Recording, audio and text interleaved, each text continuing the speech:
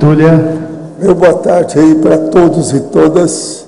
Hoje é dia 19 de dezembro de 2012, quarta-feira. O verbete é de número 2512. Ele tem 5 páginas, 46 logias e 18 máximos. Eu destaco aí a divisão do detalhismo, que tem 11 máximos. O tema é sigla conscienciológica. A especialidade é terminologia. O especialista que trabalhou aí com o processo é o nosso professor Otto, que falou ontem e que está aí hoje firme com a infraestrutura. Definição. A sigla conscienciológica é a expressão terminológica composta da ciência conscienciologia, reduzida às letras iniciais, compondo a abreviatura capaz de facilitar a retenção mnemônica da Neo-Verpont e dinamizar a elaboração cognitiva da consciência intermissivista ao simplificar a forma do conteúdo complexo. Isso está dentro da conformática. O predomínio do PEN na autopensenização. A nominata siglonímica da conscienciologia. O siglário conscienciológico. A sigla na condição de sinônimo preferencial do sintagma terminológico. A abreviação de expressão conscienciológica. A contração de fraseologia terminológica. A sigla com letras maiúsculas. A exclusão dos pontos intermediários. As variantes ortográficas do sintagma sincronimizado. O hibridismo multilíngua da siglonímia. As expressões terminológicas ainda não sigladas. A captação para-ideativa transladada em sigla conscienciológica. O aprimoramento dos chakras encefálicos. O burilamento do parapsiquismo intelectual. A sinalética energética e parapsíquica pessoal. A interlocução taquigráfica lastreada por telepatia taquipsíquica. Agora, na argumentologia, nós temos o tópico da lexicologia, onde tem 63 siglas com os respectivos sintagmas e especialidades, integrando a siglonímia da nomenclatura conscienciológica, ano base 2012. Então, são 63. Na remissiologia, nós temos dos 15 verbetes, destacamos 5. Conformática, conscienciologes, desembaraço mnemônico, mnemotécnica vocabular e teste dos vocábulos. Frase enfática. O intermissivista consegue reter e inserir Neo-Verponts mais facilmente no fulcro da autopensenização quando utiliza técnicas corretas. Eis a utilidade precípua da sigla conscienciológica. Eu quero lembrar que essa frase enfática está perfeitinha. Você já pensou sobre a relevância da siglonímica terminológica? Qual o grau de familiaridade mantém com as siglas da conscienciologia? A bibliografia específica, eu quero lembrar, tem 2 fontes bibliográficas. Agora, a mega-análise, nós temos, com João Paulo aí, 20 itens. Abreviação, codificação, concisão, encriptação, lexema, siglonímia, acrossemia, monograma, bradigrafia, estenografia. Conformática, morfossintaxe, mental somatologia, enciclopediologia e paradidaticologia. Comunicologia, verponologia, terminologia, orismologia e siglologia. Agora, o verbete hoje do dicionário é antilucidologia. O argumento é reflexivológico. Eu peço a vocês prestar bem atenção nos detalhes que tem, que esse verbete só tem 2 páginas, são 65 itens. Mas esse tema é muito sério, que é o processo contra a lucidez da pessoa, que aí anula o processo evolutivo. Boa tarde, professor Otto. Você já ouviu falar do poliglota Isaías Gouger? Há quem diga que ele lia em 14 línguas. Não, nunca ouvi falar desse Isaías Gouger. Você nunca conversou com ele? Não, nunca conversei com ele.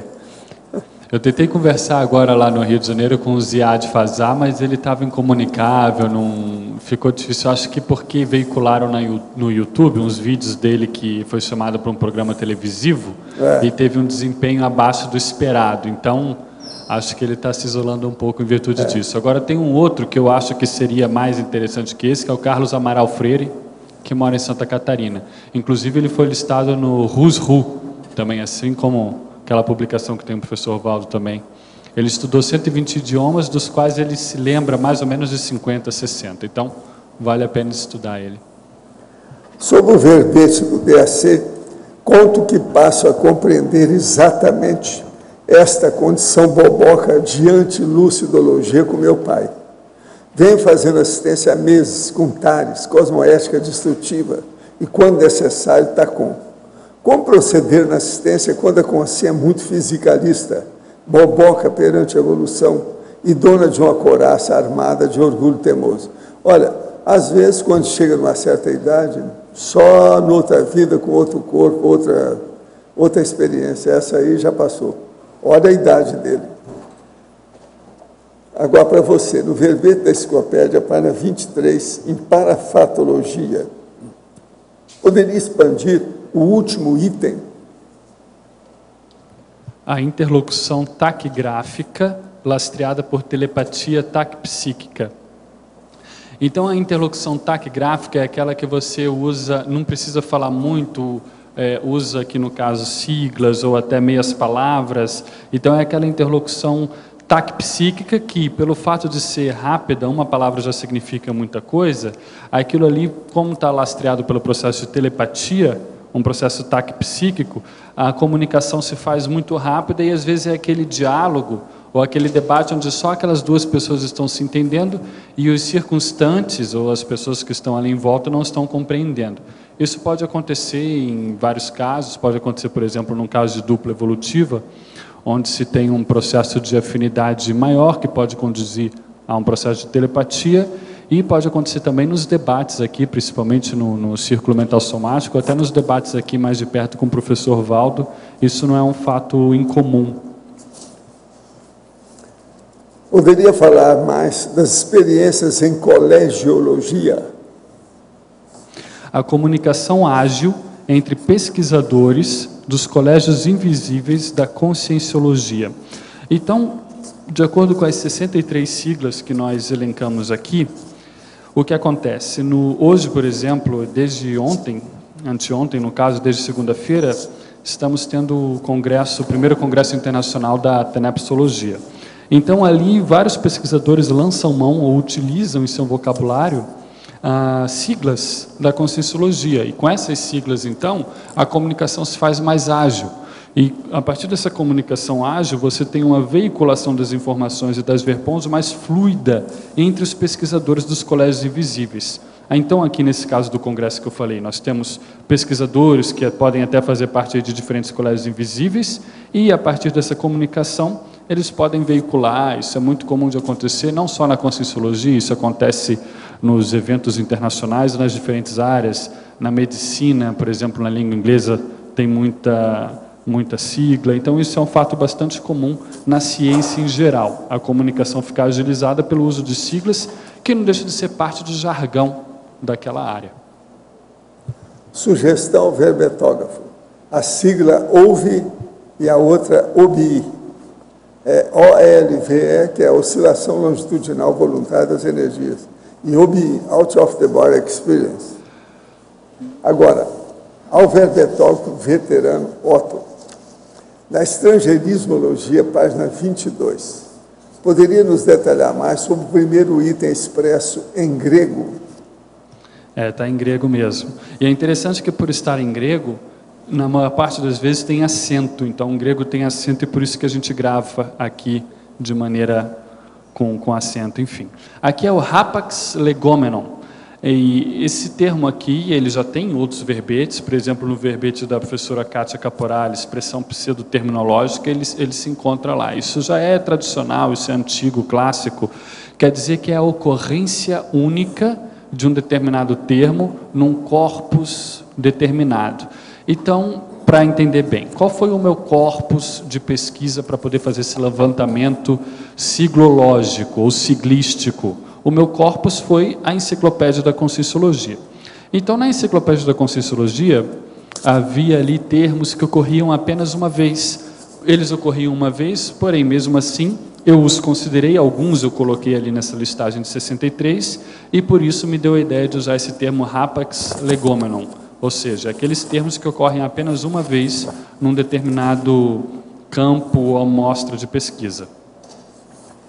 Em relação aí às siglas que ele sugere, OVI, OBI do inglês, né?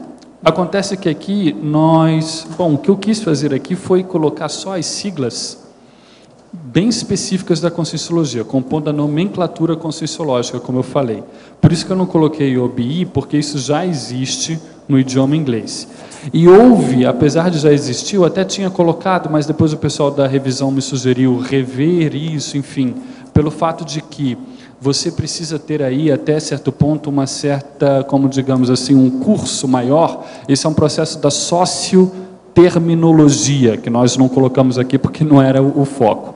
Então, aquele termo precisa estar mais difundido na comunidade para ele poder pegar e acabar ser aceito, acabar sendo usado de maneira mais ampla. Eu sei que isso é um tema que está aberto a debate, mas, em virtude disso, eu quis colocar apenas os termos que não abririam, digamos assim, nenhuma polêmica terminológica desnecessária, aí no caso. Na parafatologia, página 23, último item. Como funciona a interlocução taquigráfica lastreada por telepatia táxica? Você já teve esta vivência? Eu já tive algumas vivências aqui com o professor Valdo, aqui nos debates mais calorosos, mais acalorados e acirrados aqui, com ele, onde aí parece que essa discussão, ela já vem com você fala uma palavra, a resposta já vem direto na sua cabeça, e a partir dessa resposta que já está na sua cabeça, você fala de novo, então... É o tactopsiquismo. É o tactopsiquismo, que entra aí um pouco de telepatia, entra todo esse processo que está funcionando dentro do universo do mental soma. Então, as experiências que eu tenho é mais nesse sentido aqui. Na efeitologia, página 23, poderia nos detalhar o efeito braquilógico da sigla e o efeito da sigla no alto polineuroléxico? O efeito braquilógico da sigla é o seguinte: a braquilogia, se procurar aí no WAIS, por exemplo, no dicionário WAIS, tem dois significados. A braquilogia pode ser uma expressão que, por exemplo, você tem mercado paralelo e as pessoas acabam usando só a palavra paralelo para significar aquela expressão. Então, isso é uma braquilogia. Mas pode ser também um efeito de retórica, que é justamente a expressão mais concisa, mais lacônica. Então, a sigla, ela confere esse efeito ao estilo da pessoa que está usando aquele siglônimo, ou seja, ela fica mais concisa e assim ela passa aquela ideia. Agora, o efeito disseminador, o efeito da sigla no alto polineuroléxico. A sigla, ela enriquece o processo do léxico da pessoa, o dicionário cerebral dela, na medida do possível, analógico, poliglótico. Então, essas 63 siglas aqui, por exemplo, seria interessante a pessoa dar uma olhada e ver o que ela não conhecia, ou o que ela não pensava existir sigla. Então, a partir disso, ela vai enriquecer o léxico mental dela. Então, aí já é uma expressão clara desse efeito dessas siglas no alto polineuroléxico, no sentido de enriquecê-lo. Professor, minha mãe descreveu o sonho que teve como estranho, que nunca sonhou algo parecido. E ao despertar, acordou enjoada e atordoada. Medimos sua pressão e está baixa. Isso foi ontem à tarde, até hoje está assim. Ela acha que após o sonho ficou com labirintite. Está tendo pesadelos constantes. O que posso fazer para melhorar a situação dela e livrá-la de possível assédio? Não. O que ela tem é um processo físico, possivelmente, você perguntar para ela se ela teve alguma alergia ou algum resfriado, algum processo desse jeito que deu a labirintite. Isso que ela está sentindo é labirintite. É bom vocês ir ao médico, examinar bem que o processo do sonho e esses pesadelos que ela está tendo, tudo pode ser ocasionado pela labirintite. Labirintite, às vezes, dá por menor desculpa que tenha no corpo e que mexa na área cerebral, pode dar o processo da labirintite. E a labirintite realmente é muito aborrecida. Agora, é preciso ter cuidado com ela para ela não cair devido ao processo de labirintite. Veja bem como é que está, porque você mesmo falou que ela está enjoada e atordoada. Isso tudo faz parte da labirintite. O que ela tem mesmo é labirintite. Antes de mais nada é isso. Se tem assédio, pode ser coisa até antes da labirintite, mas o processo aí, antes de mais nada, como você está falando, o mais provável diagnóstico é labirintite. Professor, na tertúlia sobre higiene consciencial, em 2008, o senhor falou sobre a reportagem da revista Isso É, sob o título A Medicina Aprova a Hipnose, edição 9 de 2008, onde menciona o fato do senhor, na década de 50, ter defendido a hipnose, teria sido quase linchado por isso, e que o professor Mohamed Bassis teria ajudado no início do CAEC em Foz do Iguaçu. Tudo isso é real. Em tertúlias recentes, o senhor disse desaprovar a hipnose. Estou também de acordo, porque depende da condição. Porque nós já temos hipnose demais nessa sociedade que é patológica. Todo mundo quer sugerir, quer dominar você através de hipnose. Televisões, as mídias, tudo tem isso. E outra coisa, a hipnose não serve para tudo. Ela serve para alguns casos. Tem que olhar bem o que é. Não serve para tudo. Questão, daqui a pouco, você vai usar, por exemplo, esse processo da terapia na base, por exemplo, de iridologia. Não serve para tudo. É um caso ou outro que serve. Então, isso tem que escolher o que é. Então, na escolha, naqueles casos específicos, eu sou 100% favorável, nunca deixei de ser a favor da hipnose. Mas agora, generalizar a hipnose, servir para tudo, isso é um perigo. E outra coisa, hipnose, a pessoa pode receber uma lavagem cerebral violenta através disso. É preciso ter muito cuidado, não pode se submeter a qualquer pessoa. Por quê? Se a pessoa vai se submeter a qualquer um, ela fica um boneco de ventríloco. Isso aí é um perigo em certas condições. Agora, gostaria de saber quais são os contextos de desaprovação e aprovação dessa técnica, como, por exemplo, no caso de auxílio de concentração, controle de ansiedade e para parar de fumar. Isso aí vai com calma. Olha bem cada um. Eu, por exemplo, eu sou favorável aos processos de hipnose para fazer anestesia dentária em certos casos críticos. Isso tudo funciona. Agora, precisa saber fazer, uma pessoa bem técnica, etc. Então, é examinar. Agora, querer curar tudo com hipnose é loucura, assédio, e isso só cria problema para todo mundo. Tanto para o hipnotizado, como para o hipnotizador. Abrir o olho com isso. De modo que é isso que a gente tem que ver. É igual a iridologia. Eu sou favorável à iridologia. Tem pessoa que eu olho e falo assim, não, você teve um negócio assim, assim, só de olhar para o olho dela, eu sei. Por exemplo, se a gente vê o arco senil já me dá o processo da idade e, às vezes, alguma coisa que a pessoa teve. Então, a pergunta é, você teve um acidente que mexeu com sua cabeça? Você vai como? O seu olho está falando. Então, a iridologia, só de você olhar, você vê, tem alguma coisa que você dá o diagnóstico na hora. Mas isso não serve para tudo, é um caso ou outro. Então, a gente tem que ver com calma. É igualzinho, por exemplo, o seu filho tem lá uma pneumonia de uma hora para outra. Você vai tratar a pneumonia com homeopatia? Isso é um perigo. Não pode, a homeopatia não serve para isso. Uma doença grave, um negócio... Eu não tenho confiança. Se alguém tem, que faça, que mata o seu filho, não tem nada a ver com isso. E agora o problema é que não dá. Então, terapias, tem a área, tem o perímetro, tem o contexto, tem o universo próprio para aquela aplicação, mas não serve para tudo. A hipnose, então, é restrita, a homeopatia é restrita, o processo da iridologia é restrita, não serve para tudo, não, tem que ver bem. Professor, no verbete do DSC, o senhor poderia esclarecer em complemento. A lucidez com bálsamo é muito mais difícil de encontrar. O bálsamo é sinônimo de lenitivo. O ato rústico de lamber ferida nas bases da interassistenciologia. O caso é o seguinte, a lucidez com bálsamo é mais difícil, porque geralmente uma pessoa lúcida, ela tem pouca paciência para falar com aquele que não tem lucidez. Então, tem que ser, para ser balsâmico, tem que ter muita paciência, senão não vai. Outra coisa, uma pessoa lúcida quase sempre ela caminha para ter o taquipsiquismo.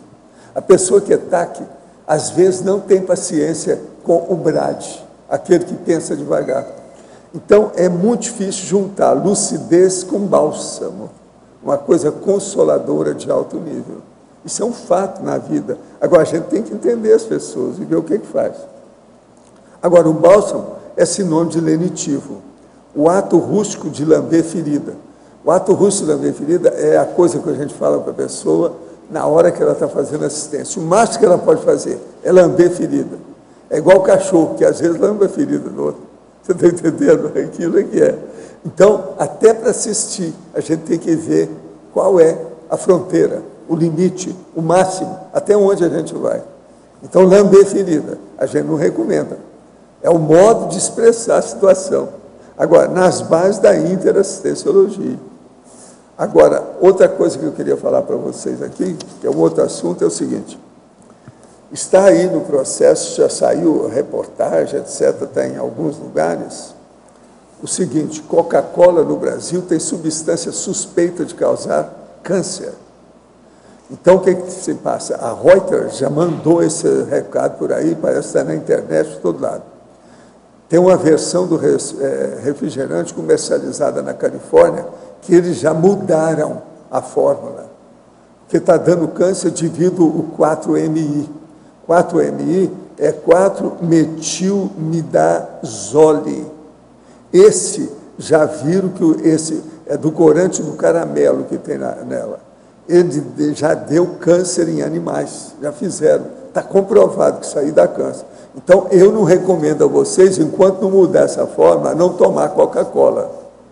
Alô, alô, Coca-Colistas, param com tudo, não tomem mais que está dando câncer. Alô, alô, fica sabendo disso. Está na internet, é só procurar. A substância é 4-metilmidazole. É 4-MI que é o nome. Agora, ó, as amostras que tem aqui, está dando, nas amostras brasileiras, 267 microgramas de 4-MI por lata.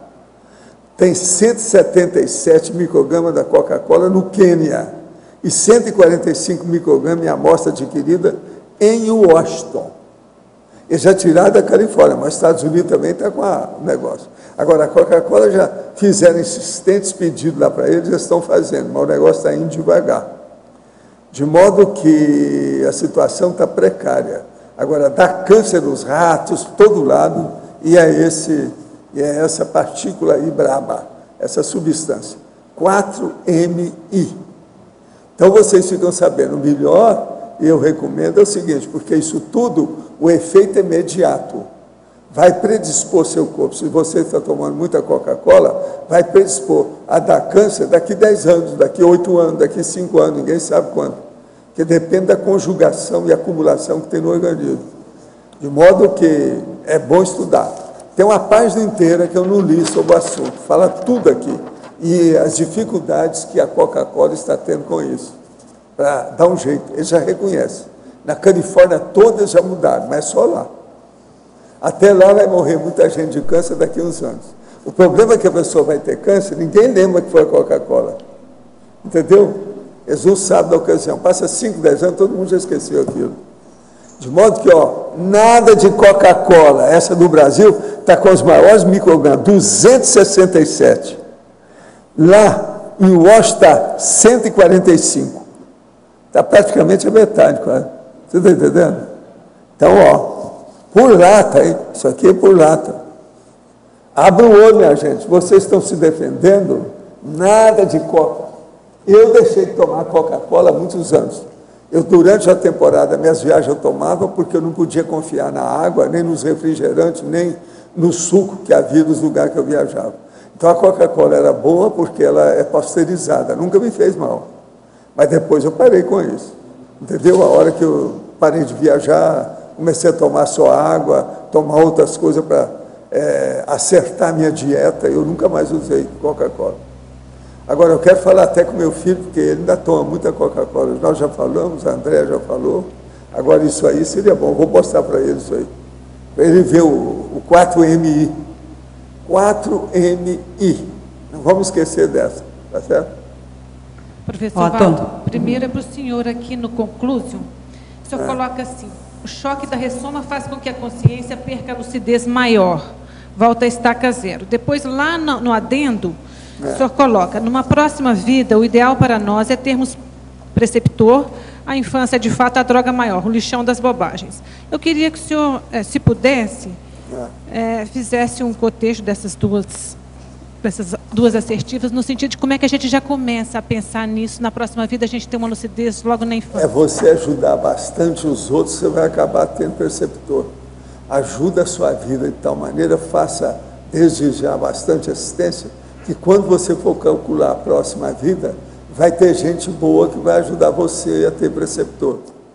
Eu tive uma mãe que era professora, quando acabou o leite, eles me arranjaram uma ama seca que me ajudou demais, e tive preceptor durante 2 anos, porque não tinha mais escola nenhuma para eu frequentar na minha terra, que tudo era pequenininho. Agora, esses 2 anos, eu estudei mais do que 4 anos no ginásio. O preceptor exigia muito de mim. Era mais ou menos 5 horas toda manhã. E outra coisa, de segunda a sexta. E eu tinha trabalho que eu levava para casa para trabalhar à tarde. Então, serviço, trabalho de casa, tarefa doméstica. É um mérito assistencial, então. Agora, veja, eu nunca mais pude esquecer. Por quê? Eu tinha... Isso foi mais ou menos entre os 10 e os 12 anos. Foram 2 anos. Agora, ele começou a me dar todos os pródimos, as primícias, os princípios, o beabá de uma série de condições. Por exemplo, vários idiomas. Eu tive noção antes de entrar no ginásio.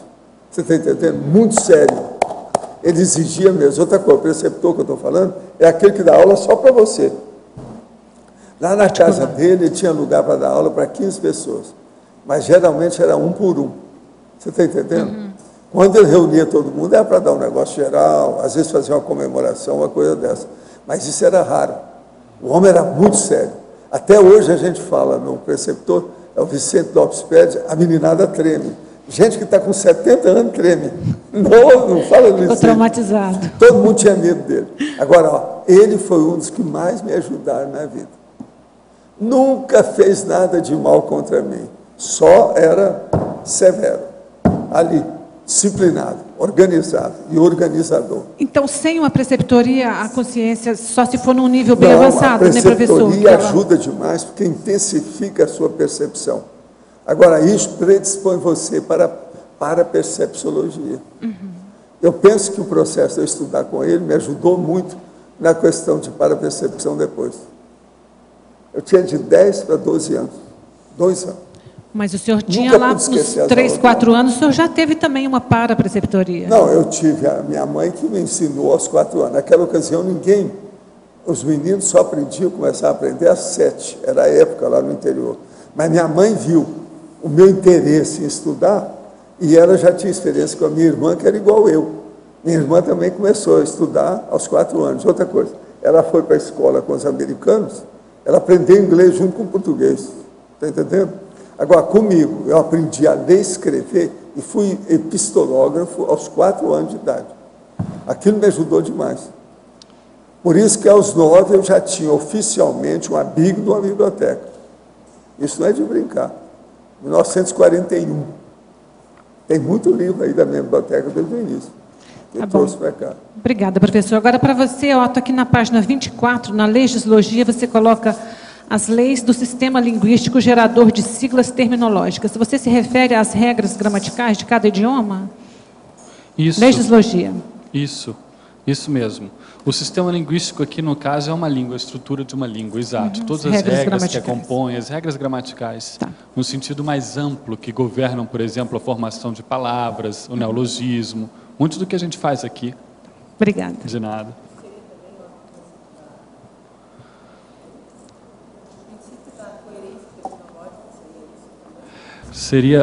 Seria mais os princípios lexicológicos que estão ali do lado. Isso que ela falou ali da legislogia. Seria mais isso. Os princípios lexicológicos teriam a ver com a evolução, todo idioma evolui, e com a variabilidade. Inclusive, a gente já falou isso daqui num verbete, né, que tem a questão da variabilidade. A coerência terminológica é que A despeito de uma variabilidade, quando você fala de terminologia, nomenclatura, um processo científico, tem que ter a univocidade. O que é isso? É uma voz, ou seja, um significado. Então você não pode ter 3, 4, 5 palavras para o mesmo significado. Aquilo ali vai embolar o meio de campo, você vai falar uma coisa, eu vou falar outra, e a gente não vai entrar em acordo. Então, para um processo científico, tem que ter uma univocidade. Entendeu? Então há que se ter uma coerência terminológica nesse sentido. Nesse sentido aqui, o nosso idioma facilita bastante, né? Diferente de alguns outros. A gente pode aprofundar em uma palavrinha para cada coisa, né? E eu queria te perguntar também, já vou passar para o professor Valdo, aqui embaixo na página 23, em trinomiologia, de baixo para cima, o trinômio jargão, tecnoleto e dioleto. Isso. A gente até comentou rapidamente no início, as diferentes profissões, elas têm um determinado jargão, né? Então você tem, por exemplo, o medicinês, que é o jargão dos médicos. Você vai num evento de medicina, você vê como eles falam entre si, como eles dão palestra, então aquilo ali é o jargão deles. Agora, no nosso caso, por exemplo, um jargão, aqui o conscienciologês, né, que foi o verbete que o Pedro escreveu. Então você tem ali também um processo de tecnoleto, ou seja, é um dialeto técnico que envolve uma tecnologia. Aqui isso existe, tecnoletos são, por exemplo, na informática, você tem o jargão ali, ou o dialeto do processo tecnológico. Mas também há um tangenciamento, Fabiana, no nosso processo, quando nós falamos de tecnologias, paratecnologias, né? Não deixa de se ter ali um paratecnoleto, um tecnoleto. Isso tudo influencia, então, o estilo da pessoa, o vocabulário que ela tem, a expressão que ela faz, tanto grafada quanto verbal, isso tudo, então, compõe o idioleto. O idioleto aí é a pessoa, né, o indivíduo, e o leto é a mesma ideia do dialeto, enfim. Então, o idioleto é o seu estilo pessoal, da Fabiana, quando ela se expressa. Quais são os ganchos, quais são os bordões, os lemas, o vocabulário que mais, né, repete e por aí vai. Alverbetógrafo. Em Parafatologia, página 23, segunda linha. O aprimoramento dos chakras encefálicos. Poderia detalhar o processo deste aprimoramento ligado às siglas, pois estas podem ser encaradas como a compactação de um conjunto de palavras para facilitar o processo da comunicação entre consciências que partir do conhecimento das palavras envolvidas na sigla. Exato, é isso daí mesmo. Quando as pessoas têm esse conhecimento em comum, é aquilo ali, então fica compactado. Quando qualquer professor de Conscienciologia fala em MBE, já se sabe que é a mobilização básica de energias, então todo esse conceito está ali sintetizado. A sigla permite isso, ela permite então uma síntese de um conceito. E essa síntese, então, ela vai agir no processo cognitivo da pessoa, tanto na pensenização dela, quanto na comunicação, fazendo com que ela tenha um poder de síntese maior e uma comunicação mais objetiva. Então, ela cultivando isso ao longo do tempo, dentro de um processo ortopensênico, isso vai favorecer o aprimoramento dos chakras encefálicos. Então, aí no caso, é o cultivo dos chakras encefálicos a partir de um processo de estudo, um processo de autocognição, baseado num processo de síntese e de objetividade. Agora, em tecnologia, página 23, primeira linha, poderia explicar a técnica da braquigrafia? Braque, então, vem do grego, aí, no caso seria um prefixo, braque significa curto, né, um encurtamento, e grafia é uma escrita. Então, é uma escrita encurtada, mais curta, mais reduzida, que é justamente o processo da sigla. Aqui nós temos alguns sinônimos dentro da tecnologia, eu quis colocar para explicitar o processo. Você tem a primeira, que é a técnica da siglatura, depois a técnica da braquigrafia, depois a técnica da truncagem da expressão composta, e também a técnica da acrografia conscienciológica. Todos, então, não deixam de ter aí a sua sinonímia, todas são mais ou menos sinônimas. A técnica da braquigrafia, nesse caso, podemos imaginar, pegando aqui a lista das 63 siglas que eu trouxe nesse verbete, você pega, por exemplo, ali a primeira, autoconscientização multidimensional, essa é bastante usada. Você pega as primeiras letras de cada palavra, AM. Então, depois, bibliografia específica exaustiva, você pega as primeiras letras. Então, toda vez que nós temos uma expressão, e se vocês observarem, a maioria delas aqui são de 3 letras, Toda vez que nós tivermos uma expressão de 3 letras, fica tanto mais fácil para o processo cognitivo quanto para o processo de expressivo, você reduzir aquilo ali a uma sigla. Atentando-se, claro, para não incorrer num processo de mutilação. A ideia aqui não é mutilar, não é fazer um processo de simplificação boba ou sem maior racionalidade. Não, estamos falando de um processo de nomenclatura técnico, onde existe um processo quase aí de mnemotécnica vocabular, que inclusive é um dos verbetes que eu trago lá na remissiologia.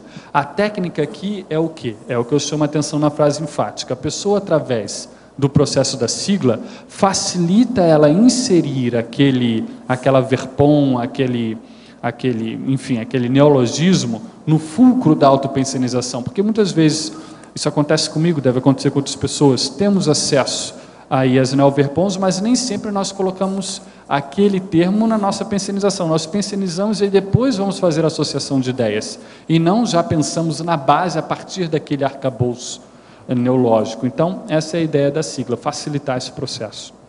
Ao verbetógrafo Otto, Enfatologia, página 22, quarta linha. A exclusão dos pontos intermediários das siglas é internacionalmente aceita? Não. Desde quando? Muita gente ainda usa esses pontos? Muita gente usa. Se você for no dicionário Wise, ele vai falar que lá no siglônimo, que é inclusive ali na minha sinonimologia, é o primeiro termo que eu uso, siglônimo conscienciológico. Ele põe que então o siglônimo tem que ter aí os pontos intermediários quando é uma sigla que não tem a intenção de se tornar uma palavra. Eles advogam esse fato de você colocar ponto. Algumas línguas têm ponto. O francês, por exemplo, eles sempre recorrem a ponto. Quando a gente fala da ONU, Organização das Nações Unidas, eles sempre põem pontos. Já no português nós não colocamos mais. Então a tendência no português brasileiro, pelo menos contemporâneo, é eliminar, enfim, excluir esses pontos intermediários. Agora, cada língua funciona de uma maneira nesse ponto específico. E cada autor tem seu estilo. Perfeito. Ele pode superar isso aí. Enfatologia, página 23, segunda linha. O dicionário de neologismo da conscienciologia, de Neu, já foi publicado ou há planos para tal? Ele está aí em vias de, Em vias de.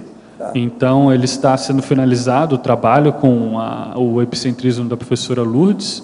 Então, ele já está sendo finalizado e em breve esperamos aí ter o dicionário de neologismos, que a mim, por exemplo, será muito útil. Vejo que vai ser muito útil para muita gente. Para mim também. Professor, minha mãe está passando por um processo depressivo. A mesma chega em determinados momentos a bater com a cabeça na parede, pensamento de suicídio e tristeza profunda. Apesar de usar medicamentos para a depressão, ela não melhora. Suspeito, como pessoa incipiente em parapsiquismo, que está passando por forte assédio. Solicito ao senhor orientação, se possível, incluir em sua tenebra. Eu estou vendo aqui os dados, nós vamos pôr. Agora, o caso dela seria bom, pelo que a gente está sentindo, é você interná-la uma temporada. Isso aí é caso mais sério. Interná-la. Eu acho que ela precisa de um tratamento mais rigoroso. É um processo também aí de a idade, processo idoso e outras coisas mais. Seria bom. O que eu estou sentindo aqui que seria bom interná-la. Uma temporada. Pensa nisso. Agora nós vamos colocar na Tenebs, tá?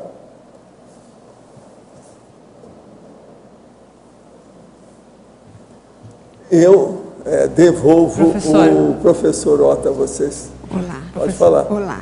Otto, boa tarde. Eu gostaria que você falasse um pouco mais aqui na página 23, detalhismo, codigologia, o Código Pessoal de Cosmoética, CPC, invocado pelas iniciais. Então, aqui eu quis fazer uma exemplificação desse processo da sigla, funcionando como um processo digamos assim, de redução cognitiva, de síntese cognitiva. Então, quando você imagina Código Pessoal de Cosmoética, talvez seja aí, eu vejo pessoalmente, e uma vez teve uma mini tertúlia, que foi feita uma pesquisa sobre os conceitos mais palpitantes, mais sérios para os intermissivistas cognopolitanos aqui, eu vejo que a cosmoética é um dos conceitos mais sérios, mais profundos da conscienciologia como um todo. Então, imagina, ele sendo um conceito muito sério, e o Código Pessoal de Cosmoética como uma das coisas mais importantes para nós aprimorarmos aqui nessa existência. Então, veja todo o peso cognitivo, tudo que está por trás aí desse processo do Código Pessoal. E simplesmente quando você fala o meu CPC, então, dentro do processo de forma, ele está simplificado. Ele tenderia, inclusive, a ter uma aparência simplória, mas não. Então, você consegue invocar pelas iniciais. Invocar é justamente fazer evocação, né? Então, chamar pelo termo, chamar por toda essa complexidade cognitiva do Código Pessoal de Cosmoética, com todos os seus detalhes, suas alíneas prioritárias, com todos os seus detalhamentos pessoais, você faz essa evocação rapidamente, simplesmente pelas iniciais. Então, aqui eu quis justamente exemplificar, foi uma jogada aqui que eu fiz, mais ou menos para tentar exemplificar esse processo da sigla atuando como um poder de síntese, aí num processo cognitivo pessoal. Ok, obrigada. De nada.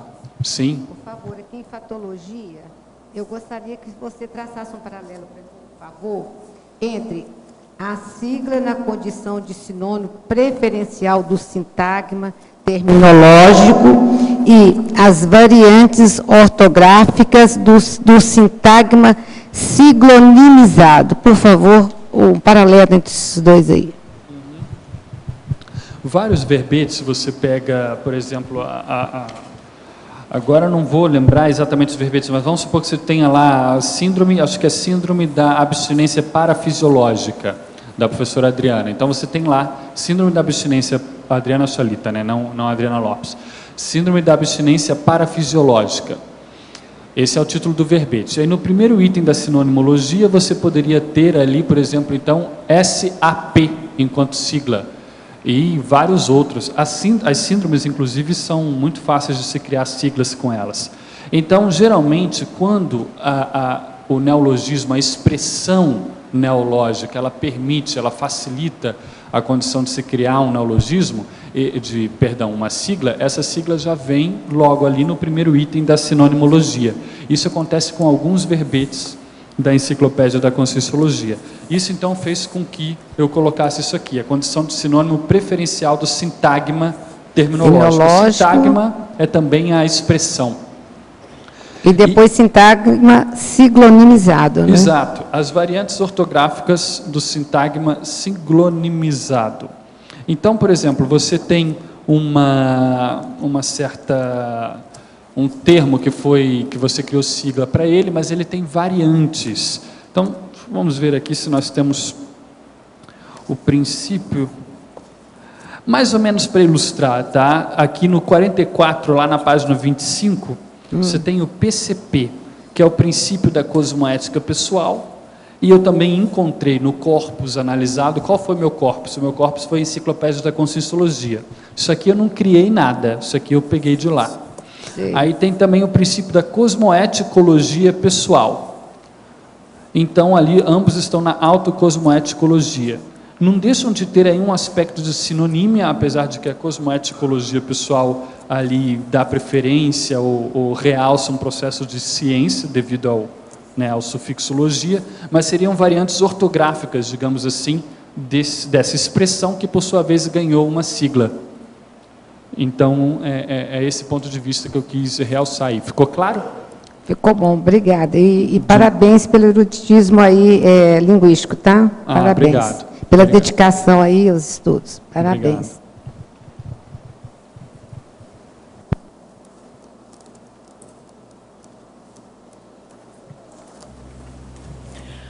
Sim.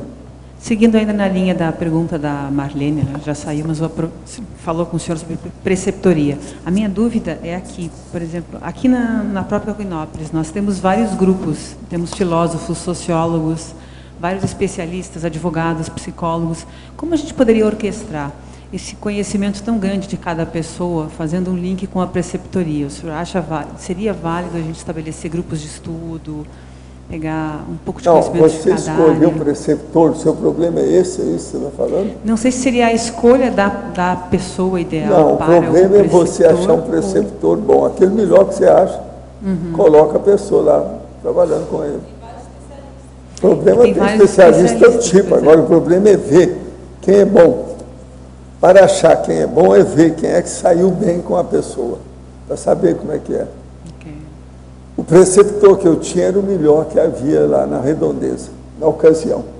A minha mãe era professora, sabia disso, que ele era o melhor professor da turma toda. Até hoje, a memória dele é homenageada por todo lado lá. Ele é considerado o maior professor da minha terra daquela época. Até hoje. Tem nos livros, tem fotografia dele, microbiografia dele, todo lado. Tem muito lugar assim, entende? Então o problema é escolher essa personalidade. Agora, sempre tem gente muito boa. Tem preceptor fora de série. Agora, outra coisa.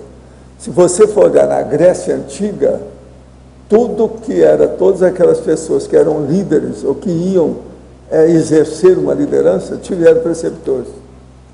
Esse povo todo dos gregos, os filósofos, a maioria foi preceptor de alguém lá, que depois se tornou quase sempre um guerreiro ou qualquer coisa. Alexandre Grande é o exemplo clássico.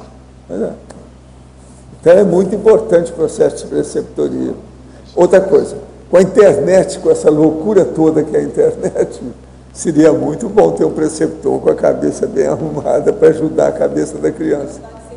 Seria bom. Os meninos ficam aí só no videogame, só dando tiro, pum, pum, pum. Esse negócio é terrível. Não dá. Então, o preceptor seria bom para fazer a pessoa raciocinar com equilíbrio desde pequeno. Ajuda. Professor Valdo. Pesquisar. Aqui. No Escuta, dicionário... você estava sumido há muito tempo que eu não te via, por isso que eu te cumprimentei. Você apareceu aí, materializou agora essa semana, foi isso? Né? Então tá certo. Estou de volta. Ele sumiu de uma hora para outra, é ele mesmo? Mas olha, o que você manda? Não, então, a primeira frase do dicionário, se a sua vida está ótima demais, você está perdendo. E aí podia dizer, quem não tem problema tem um problemão? Porque a maioria tem problemão. Entende? É o processo, é o problemão. Essas coisas é um fato, né? Agora, a problemática da vida, ela é generalizada, todo mundo tem que ter, porque sem uma crise de crescimento, a pessoa não evolui. Agora, como diz lá o meu amigo, é preciso haver a solucionática. Arranjar a solução para o problema. Entende? Então, o jeito é isso. Para a problemática, a solucionática. Então, vamos dar um jeito de resolver o processo. Agora, a primeira coisa é calma, tranquilidade, reflexão, ponderação. Esse é o caminho para os processos nossos da vida humana. Professor Valdo. Isso tudo, a pessoa que não tem isso é porque não tem lucidez. A lucidez é baseada justamente nesse equilíbrio. Outra coisa, tem gente que acha que ninguém pode ser lúcido na vida humana, porque tem dor de barriga, dor de dente, dor de ouvido, dor de cabeça, dor não sei o quê. Isso tudo é bobagem. Com o passar do tempo, a pessoa tem equilíbrio, sim.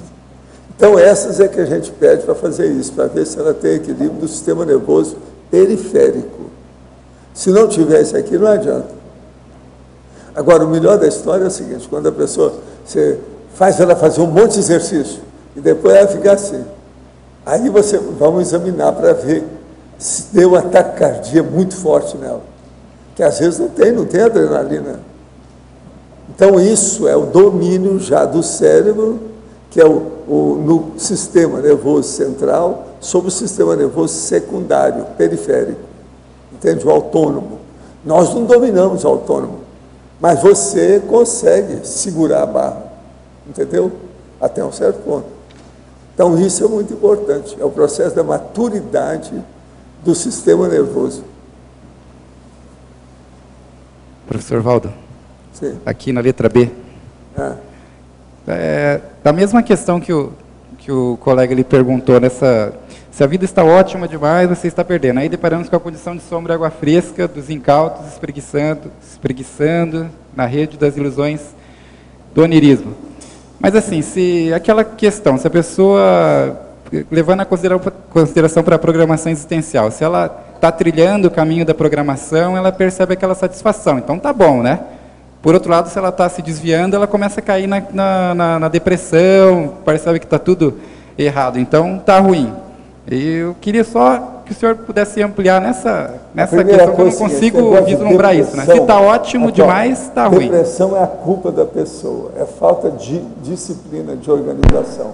É uma burrice esse negócio de depressão. Não tem motivo. Se uma pessoa, por exemplo, está deprimida, é porque ela não faz assistência aos outros. Ela só pensa nela. É egocentrismo a depressão. Das coisas mais sérias que tem é a depressão, matéria de egocentrismo. E é egocentrismo infantil. Porque se ela olhar de lá, tem gente muito pior que a situação dela. Então o problema dela é pensar nos outros. Aí acaba a depressão dela. Ela só pensa em si.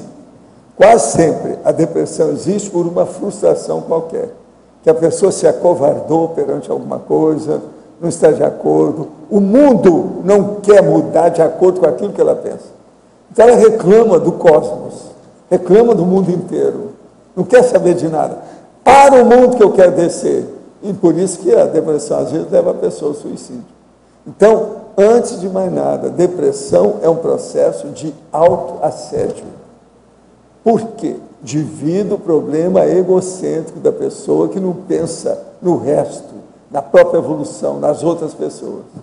Isso é regra que você pode praticamente generalizar para todo mundo que tem depressão. E outra coisa, estou falando de depressão mesmo, aquela pessoa que fica deprimida, fica no quarto escuro, que não quer saber, não quer nem conversa, nem nada.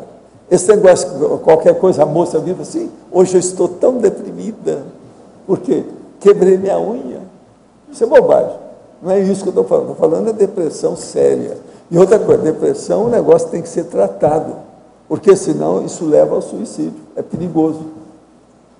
Então, pensa por aí que você vai ver, o processo todo nosso é de organização, é de disciplina. Nós temos que ter uma vida mais organizada. A pessoa que se organiza, a tendência dela é ficar imperturbável. Ela fica cada vez mais tranquila e outra coisa, produtiva. Não é tranquila, com sombra e água fresca, debaixo da esteira, debaixo da sombra. Não é isso. Eu estou falando, é tranquila, ativa, militante, trabalhando, funcionante. Entende? Isso tudo é possível. Agora, nas coisas, por exemplo, todas as técnicas que nós temos da conscienciologia ensinam isso.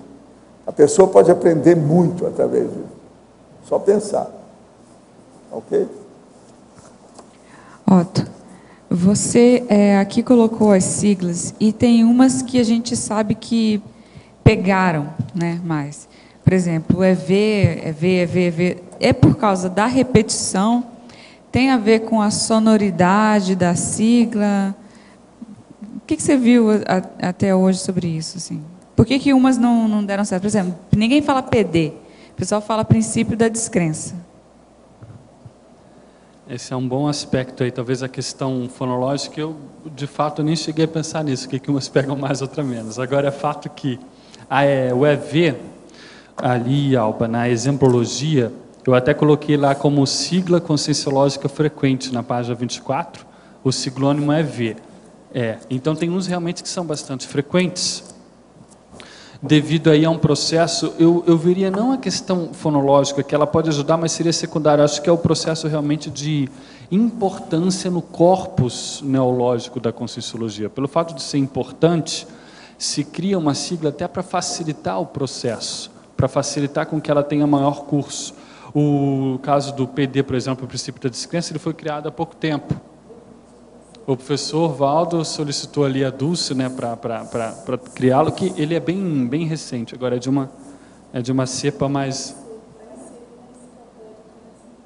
Antes não tinha.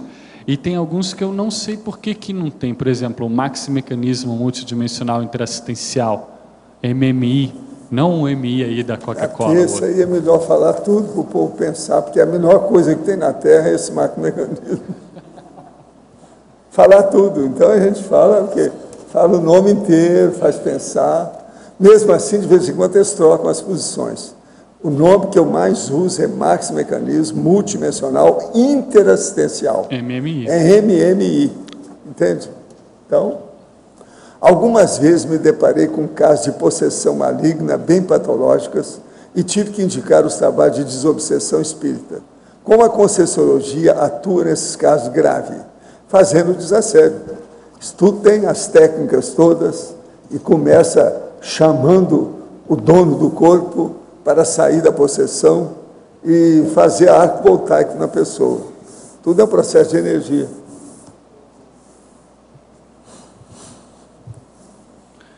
Então, isso que você acabou de perguntar aí, Alba, você tem vários que são bastante frequentes, né? Você tem a CCCI, por exemplo, você tem o CI, que é o curso intermissivo, você tem o COC até certo ponto, né? O professor Valdo que usa mais, mas o CPC é bastante frequente, tem a EC, Energia Consciencial, EV, a FEP, também não é de todo tão frequente, mas vez ou outra aparece, IC é uma das mais frequentes, né? E por aí vai. Tem o PPP, que é o princípio da posicionamento pessoal, vez ou outra aparece em algum verbete. Então, tem uns que são mais...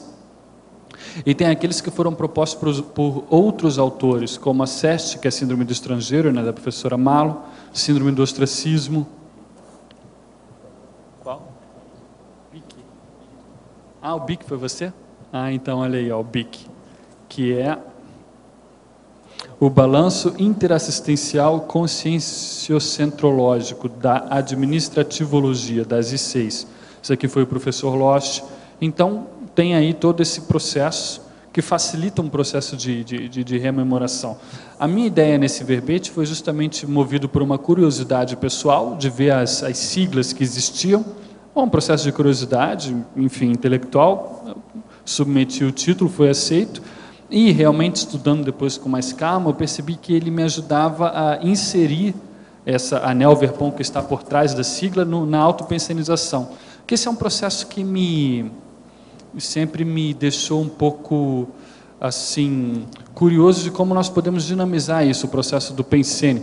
O professor Valdo escreve isso lá no Reurbanizatos, ao processo da aprender palavra nova não é tão difícil, o problema é inseri-la no fulcro da autopensenidade. Então, isso é uma coisa que eu sempre penso, como dinamizar isso? Então, primeira coisa é não ser pernóstico.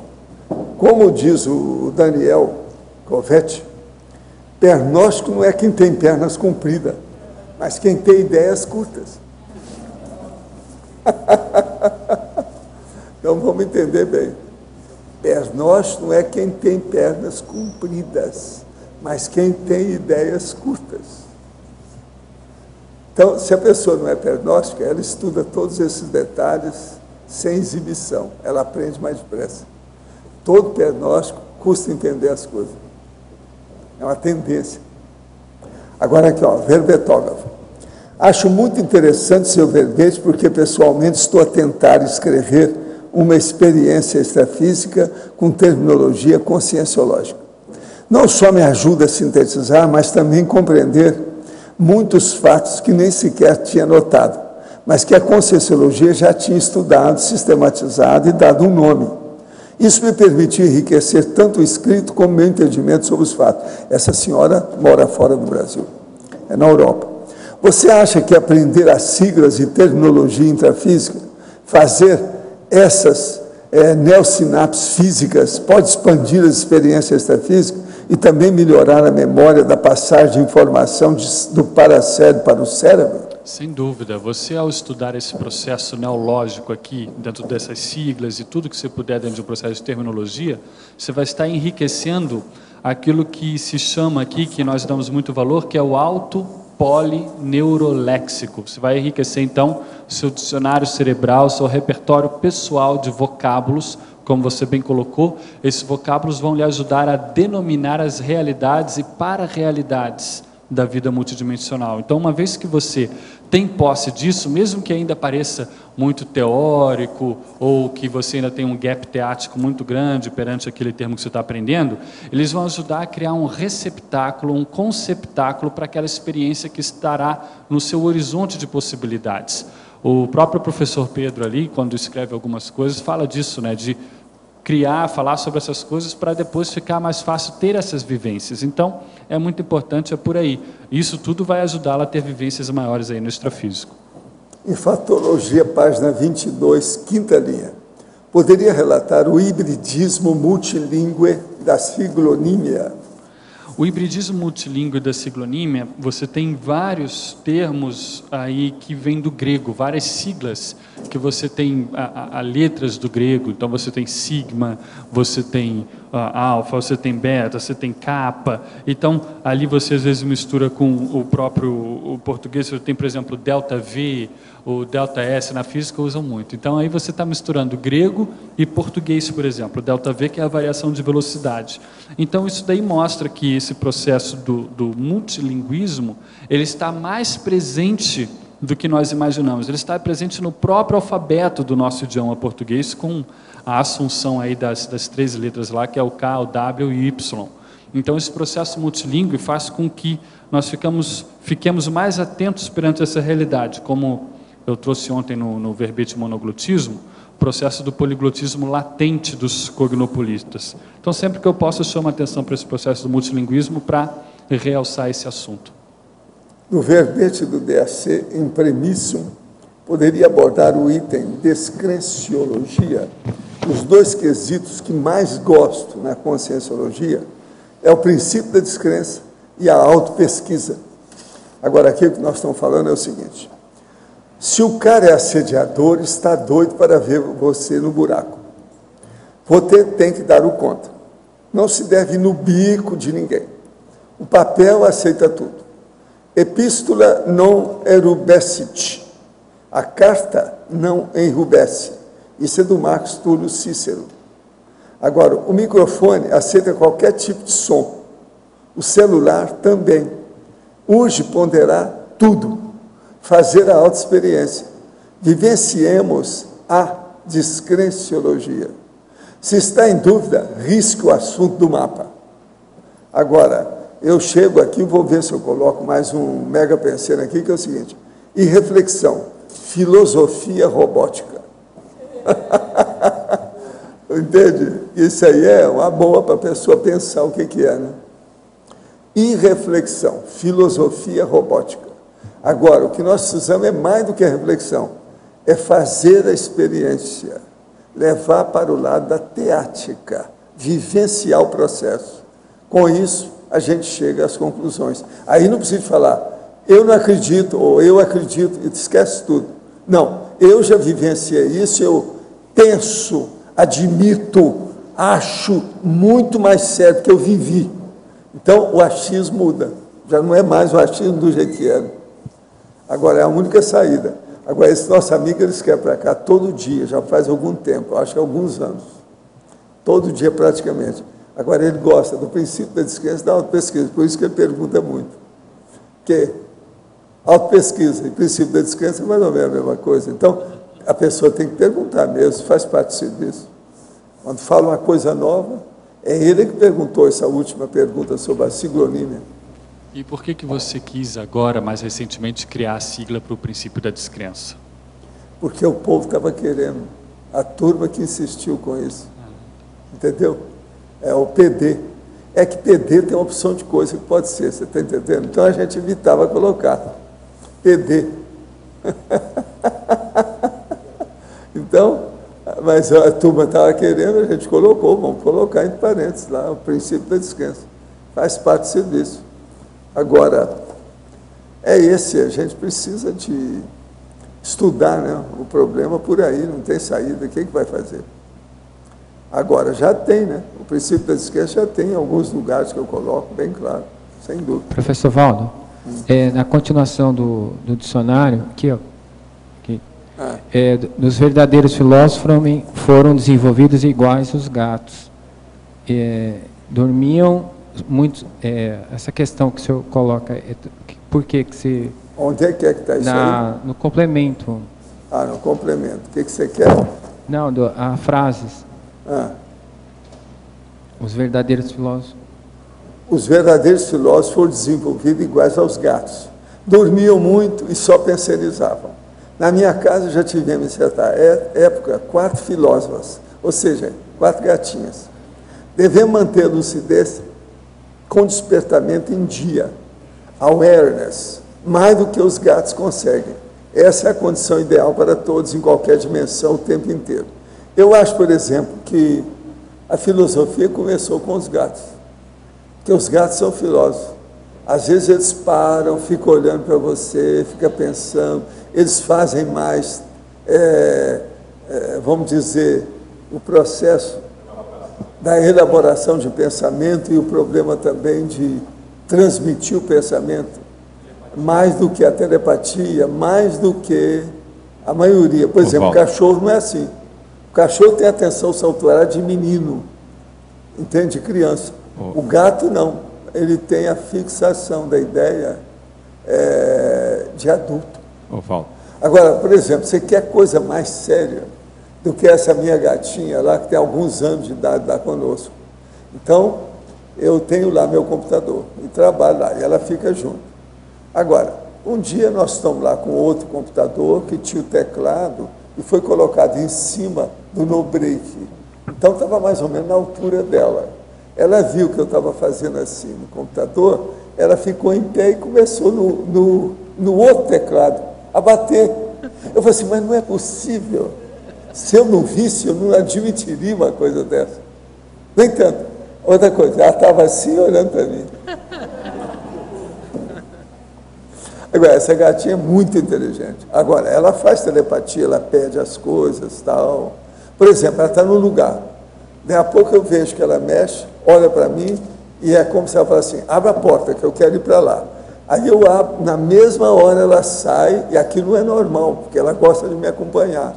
Agora, às vezes é porque ela quer ir ao banheiro, à toalete dela, ou quer beber uma água, sei lá o que é. Entende? Existe o processo. Então, eu penso que a filosofia começou ali. Porque não é aquele negócio de um bicho que está aí com um olhar de bobo, não. Geralmente eles estão pensando alguma coisa, está olhando para você, mas está sabendo o que é que se passa, olha bem como é que é. Valdo, são filósofos. Você falando isso, o Arlindo já está se achando um gatinho. Né?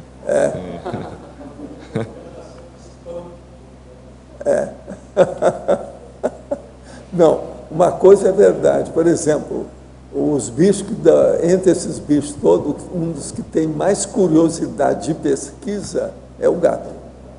Por isso que eles falam, a curiosidade matou o gato. Não é assim que eles falam? Ele é curioso. Não, quer saber todos os detalhes.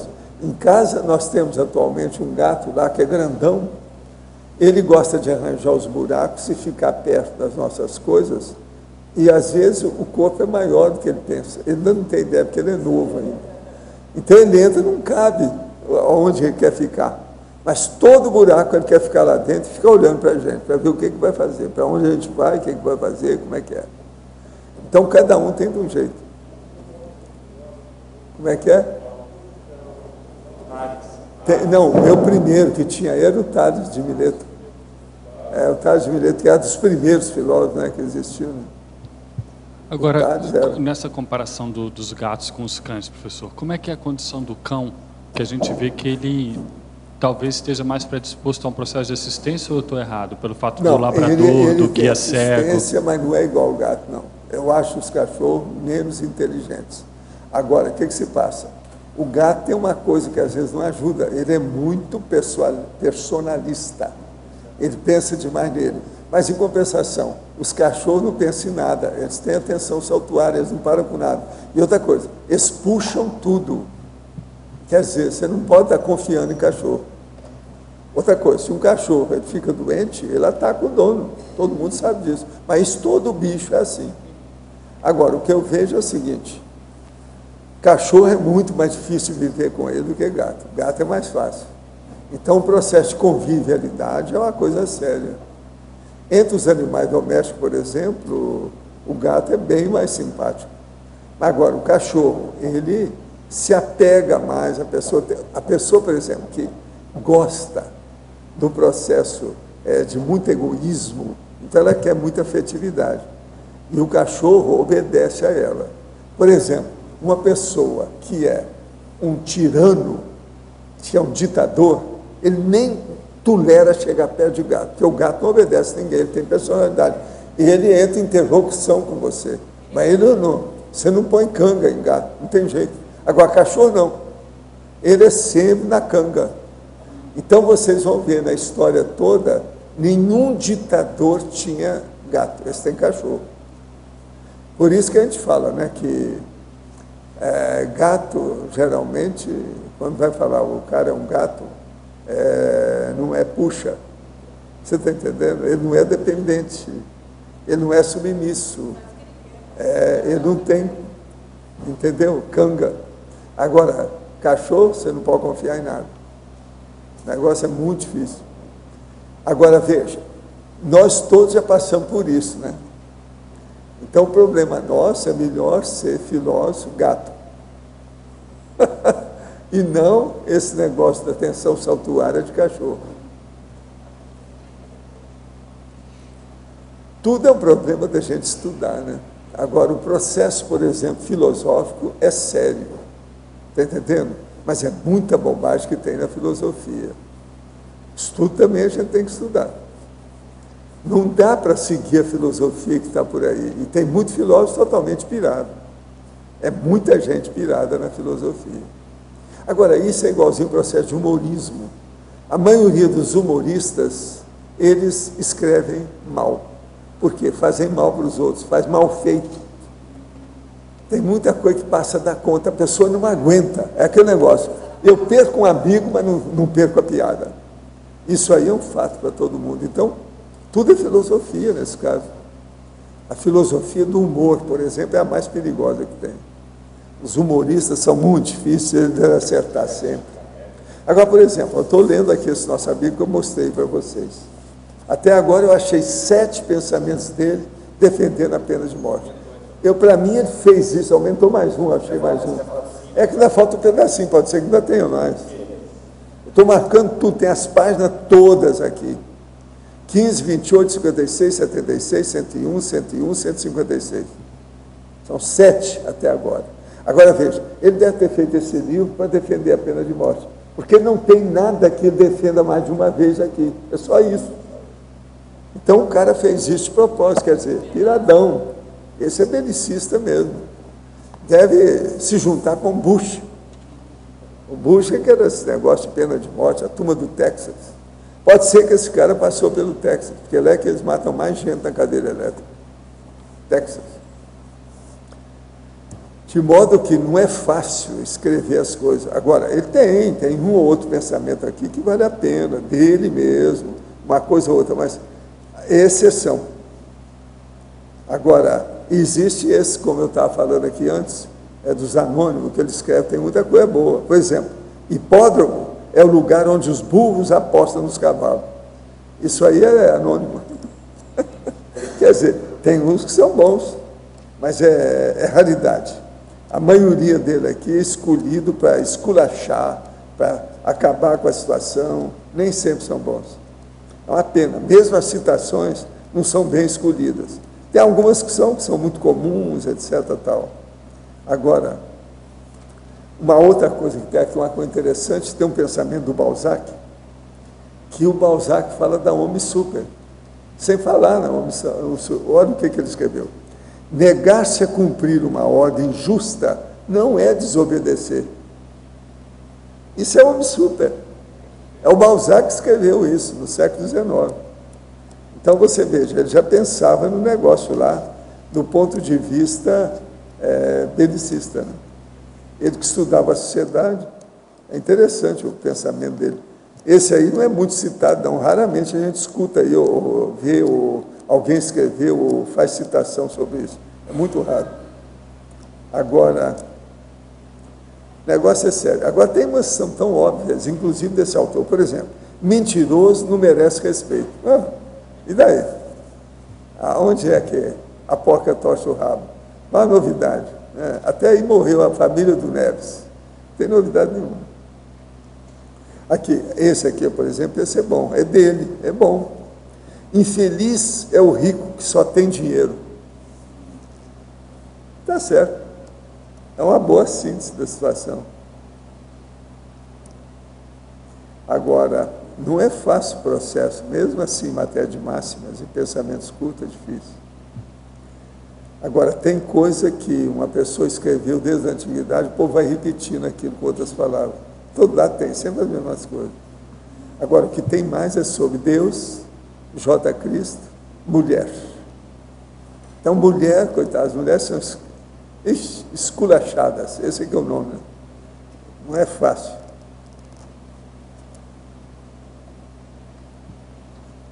Otto, a respeito aqui na defenologia, na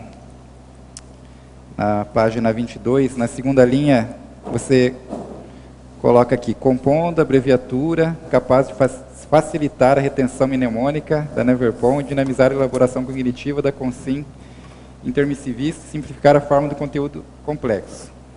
E na página 24, na lexicologia, você apresenta aí 63 siglas, certo?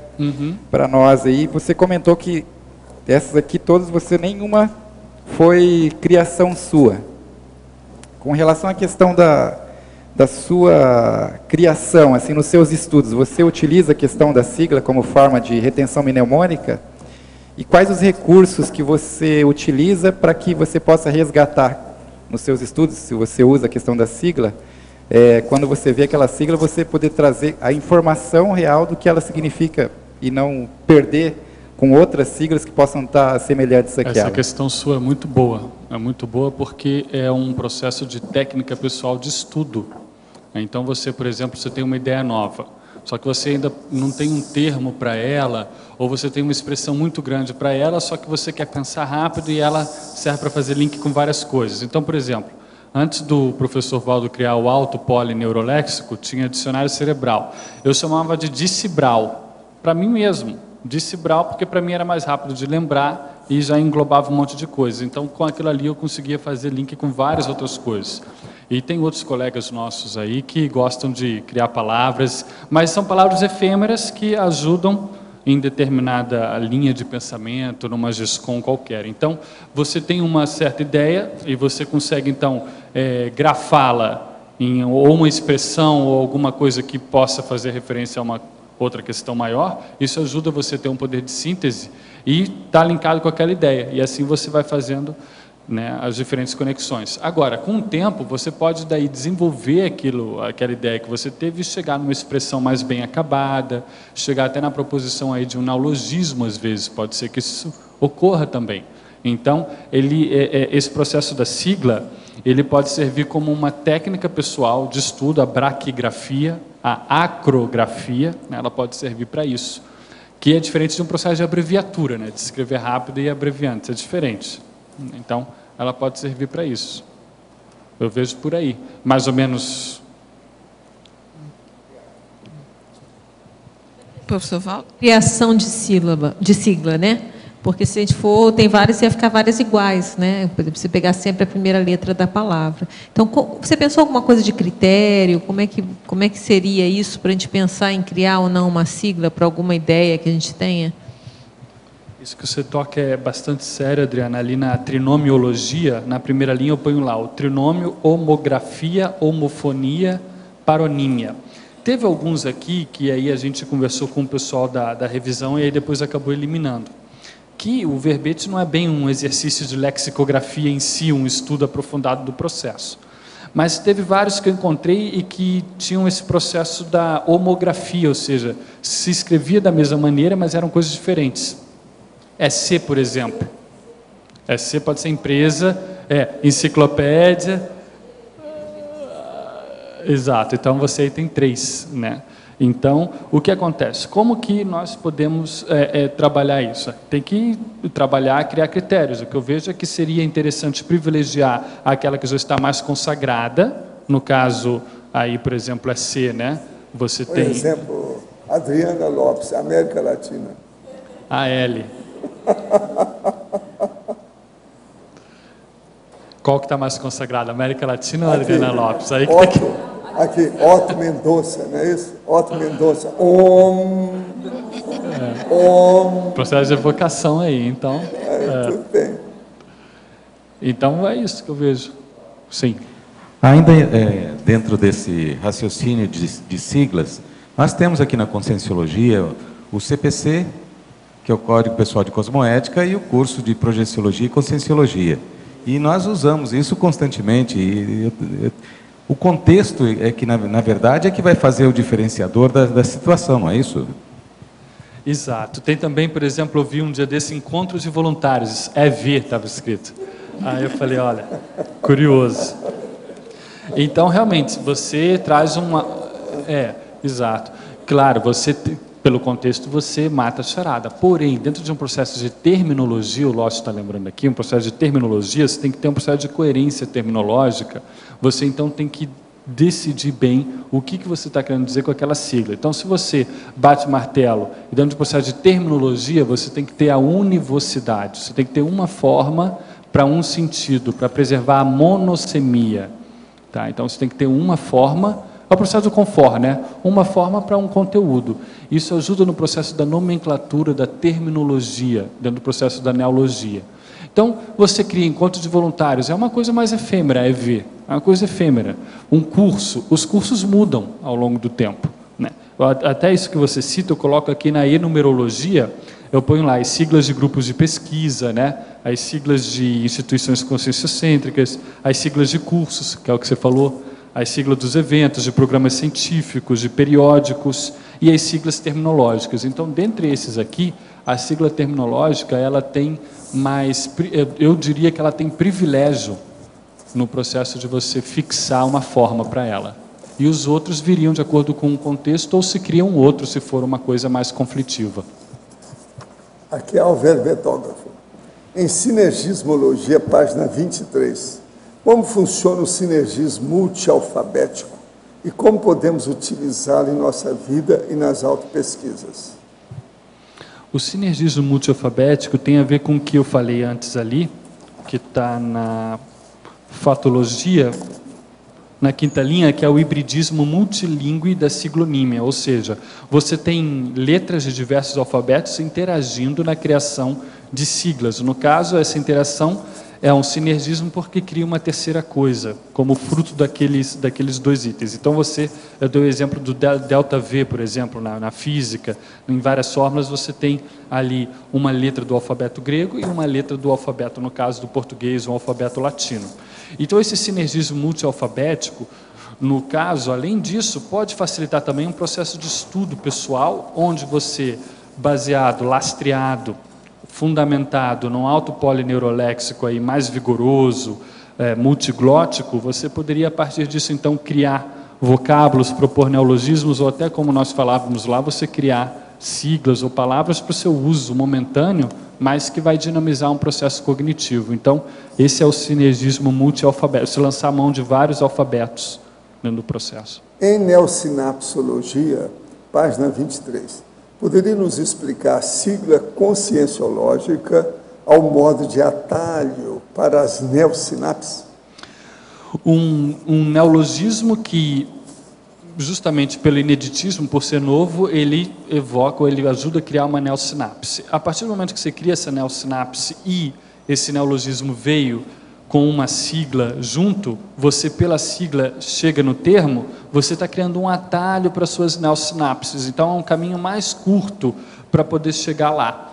Então nós temos aí vários deles, por exemplo, ficha evolutiva pessoal, sua FEP. A sua ficha evolutiva pessoal é um negócio interessante de pensar, porque aqui você tem o processo da holobiografia, né, da multisseriexologia, entra tudo isso dentro da FEP. Então você vai concentrar, é um cluster. Então, ali é um conjunto, é um núcleo cognitivo bastante significativo, prenhe de significado. Então, a partir disso, você vai fazer evocações de vários conteúdos. Por isso que serve como um atalho para as neosinapses, a sigla. Agora, isso não é um negócio fácil, eu imagino, porque isso não pode ser feito de qualquer maneira, porque esse atalho acabar sendo uma mutilação da ideia.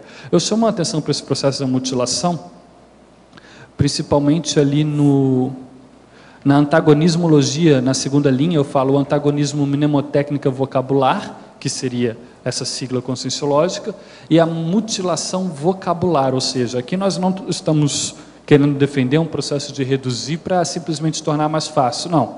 É um processo técnico dentro da nomenclatura da conscienciologia que facilita a retenção da Neo-Verpon.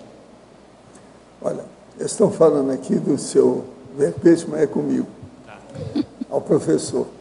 Na lista das siglas, página 25, itens 31 e 32, o senhor poderia falar sobre a correlação existente entre a FEP, ficha evolutiva pessoal, e a FIP, ficha intermissiva pessoal?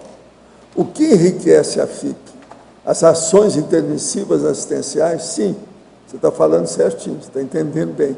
Agora, ó, é através da, vamos dizer, a correlação no tempo e no espaço, principalmente na questão do timeline, da vida da pessoa, o processo da holobiografia dela para a genética, que vai trazer o processo da identidade extra.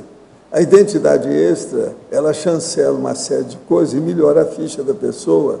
Por quê? Nasce de um processo dos assistidos a favor do assistente. Então, só por aí você vai ver, então, que as ações intermissivas assistenciais pesam muito seriamente nisso. Então, a sua ficha intermissiva pessoal, na verdade, ela funciona na sua ficha evolutiva pessoal. Você precisa saber, se você, por exemplo, tem lucidez no período intermissivo e você faz assistência, esse período pode ser mais prolongado, dependendo da necessidade daquilo. Agora, não adianta nada a pessoa ter um período intermissivo prolongado se ela não tem lucidez, se ela não faz assistência, se ela não está fazendo nada. Isso é perda de tempo evolutivo, entende? Professor, tem um irmão com problema de comportamento antissocial. Ele deixa o quarto todo desorganizado, veste sempre a mesma roupa. Tem 32 anos, cursou ciência da computação e está cursando matemática. É inteligente e gosta de ler e estudar muito. Será que isso é algum tipo de autismo? Ele tem psiquiatra e psicólogo, mas isso não resolveu o problema comportamental. Melhorou bastante, mas os problemas de isolamento social, desorganização continuam. Como ajudar de forma espiritual? Olha, ensina ele o processo de energia que às vezes a pessoa vai dar uma reação positiva. Mostra para ele o que é o estado vibracional.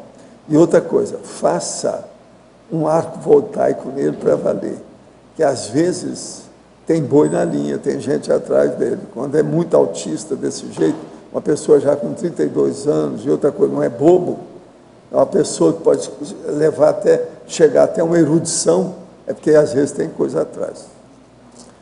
Professor, os elementais da natureza existem, eles reencarnam. Como funciona a telepatia com os animais? Eles pensionizam, os animais pensionizam assim, uns mais do que outros, etc. Tal. Agora, esse negócio de elementais, isso é bobagem. Existe aqueles que vivem e aqueles que não vivem. Aquilo que é real e aquilo que é fantasia, ilusão. Eu não dou valor para esse processo todo, não. Agora, o que existe é o seguinte, extrafisicamente, o processo dos subhumanos é um processo muito complicado, porque tem, às vezes, comunex, que tem os animais junto com as pessoas, lá, junto com as consciências, que são doentes para eles sentir melhor.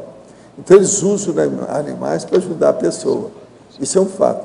Mas ajudam, ou usam, aplicam, empregam aquelas consciências subhumanas, mas não faz mal para eles.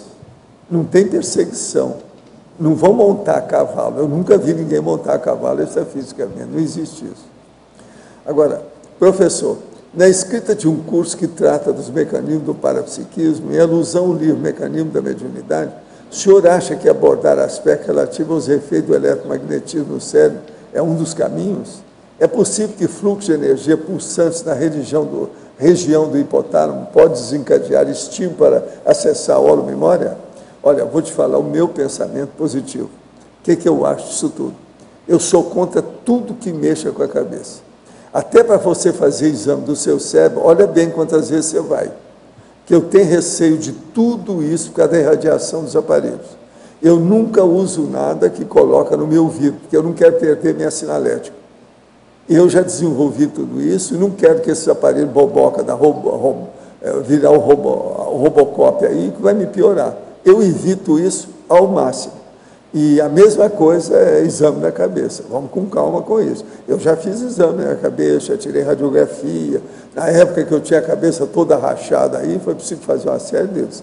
Mas eu evito ao máximo tudo que mexa com isso. Então, colocar qualquer processo de eletrodo, problema disso, se examinar. Se vai colocar eletromagnetismo, se vai pôr eletricidade nisso, o que é que vai acontecer? Cuidado. O melhor é não mexer nisso.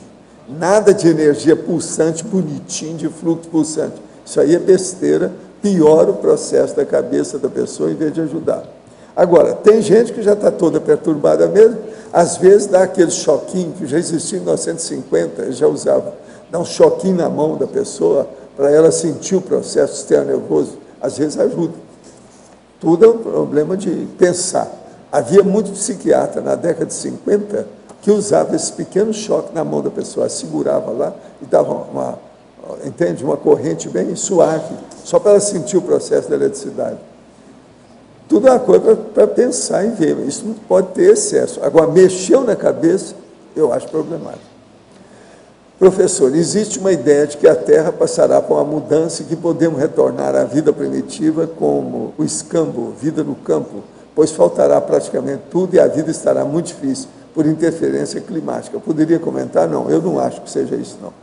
A humanidade não é tão burra de voltar a ser bicho de novo. Eu acho que o negócio, tudo vai haver reação, e essa anti-ecologia que existe muito hoje, ela vai retroceder. O povo vai ter que voltar tudo ao que era mesmo, mas de uma maneira evoluída, com a tecnologia ajudando a saúde, o equilíbrio e o bem-estar da humanidade, não contra. Ainda tem muita coisa contra e muita bobagem que tem aí. Agora, você sabe, nós estamos vivendo a época das consréus. Até lá para 2075, eu acho que ainda vai ter muita bobagem na Terra. Então, é muita gente que não dá valor para o corpo, para a vida, eles acham, ficam fanáticos religiosos, estoura o corpo, até a gestante, a mulher grávida, estoura com o filho no útero, e está pouco ligando, mata 20, 30, 40 de uma vez. Quer dizer, falta muita ponderação, equilíbrio, racionalidade e lógica nesse povo. Então, a religião é uma das piores coisas que tem na Terra atualmente. Se já foi boa a religião, já foi, porque hoje não é mais. O que a gente vê por aí, você vê a Igreja Católica, que é a que predomina no Brasil. Olha os pedófilos que tem. Se for examinar, é uma vergonha. Então, o pedófilo é uma cara de santo e as garras de pantera, quer dizer, um perigo, o cara. E outra coisa, hoje está provado que o pedófilo não tem tratamento. É um perigo o cara que está por aí. Agora, o padre, mexendo com criança, doido daquele que deixar esse sacerdote católico chegar perto de criança. É muito pedófilo que tem no meio deles. Eu já via isso desde a minha infância, vi amigos meus, as coisas que passaram. Aquele negócio, por exemplo, amigo meu, que o padre roubou a namorada dele, aquele negócio todo. E outra coisa, o padre celibatário, aquele negócio todo, uma vergonha, né? Então, o que eu vejo é o seguinte, a pior coisa que tem na Terra hoje, uma das piores que tem, se não for a pior, é o processo de fanatismo religioso. Agora, o que é que se passa? Isso tudo está mudando, porque já tem muita gente contra. Já tem 8 países que já tem um percentual enorme de pessoas que não querem saber de religião. Isso, por incrível que pareça, nessa altura dos acontecimentos, é melhor isso do que sem isso. Dos males, o menor. Então, já é alguma coisa para mostrar essa realidade que está aí. É muita tolice que tem em dogma. Dogma é uma ideia imposta. A religião é isso. Isso não presta, não dá certo. Eu sei porque eu estive lá dentro, tentei mudar as coisas de uma religião pequena que tem no Brasil, que é o Espiritismo. Eu não consegui desistir de tudo, deixei tudo lá, porque não dá. E outra coisa, acabou virando apenas mais uma seita cristã, mais nada. Agora, vamos torcer para ver se isso melhora com o tempo. O caminho é por aí. Professor Valdo? Sim. Aqui, no B. Considerando que a ressoma restringe e a dessoma, ela revivifica a lucidez. Sim. O que o senhor poderia trazer a respeito da dessoma das consciências que dessomam com o mal de Alzheimer? Tem gente que melhora instantaneamente. Tem outros que ficam assim por anos e anos. O meu avô, ele dessomou com 94 anos. Ele tinha já a demência senil já há uns 20 anos. 22 anos depois, eu fui resgatar meu avô. Ele estava do mesmo jeito que eu tinha dessomado. Aí eu dei um jeito, coloquei energia, ectoplasma, aquela coisa toda, até ver quem eu era. Virei aquele neto dele, do jeito que ele conheceu, antes dele morrer. Agora, veja, isso depende. Já tem outras pessoas que eu vi que estava bem ruinzinha, hospitalizada durante muito tempo. Passaram alguns dias, a pessoa voltou para mim, era uma estrela, cheia de vida, não tinha mais nada. Então, tudo depende da condição de carga, de carregamento do processo negativo que esteja em torno da pessoa. O meu avô, por exemplo, ele foi delegado. Ele morreu, tinha 3 pedaços de chumbo de bala no corpo. Você tem uma ideia do que foi a vida dele. Mas ele ajudava todo mundo, mas mesmo assim, era muito primitivo a situação toda. Então, ele estava com 2 assediadores que tomavam conta dele o tempo todo, fora do corpo. Danado da vida. Então, cada caso você tem que examinar para ver como é que é. Agora, outra coisa. Quando a pessoa fica muito tempo assim, é para ver se faz o exaurimento daquela condição.